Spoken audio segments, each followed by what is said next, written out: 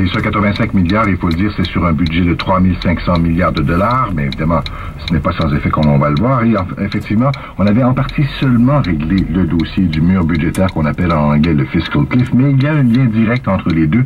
À ce sujet, on va écouter Francis Généreux, qui est économiste principal au mouvement Desjardins. Les coupes automatiques qui doivent avoir lieu, si rien n'est fait d'ici ce temps-là, le 1er mars, faisaient partie du fameux fiscal cliff dont on a beaucoup parlé à la fin de l'année dernière. Donc, c'était une des éléments du fiscal cliff, sauf que lorsqu'il y a eu l'entente du 1er janvier, réglant en partie la question du fiscal cliff, on a repoussé de 2 mois la décision sur les coupes automatiques budgétaires.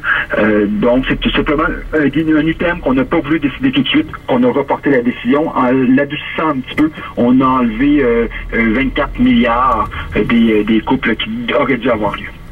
Mais dites, le mur budgétaire de décembre dernier, c'était plus grave? C'était beaucoup plus grave, effectivement.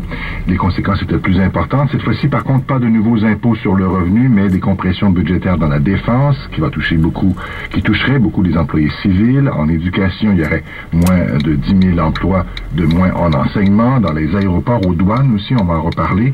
En recherche, en alimentation et dans les parcs nationaux. Et toutes ces coupes, eh bien, sont automatiques, nous dit de nouveau Francis Généreux. Le gouvernement ne peut pas vraiment choisir qu'est-ce qui sera coupé ou non. C'est les coupes qui ont déjà été décidées dans l'entente de 2011 sur le plafond légal de la dette. Donc ces coupes-là, c'était un peu une punitance, dans le sens que si on ne parvient pas à une entente entre républicains et démocrates, ces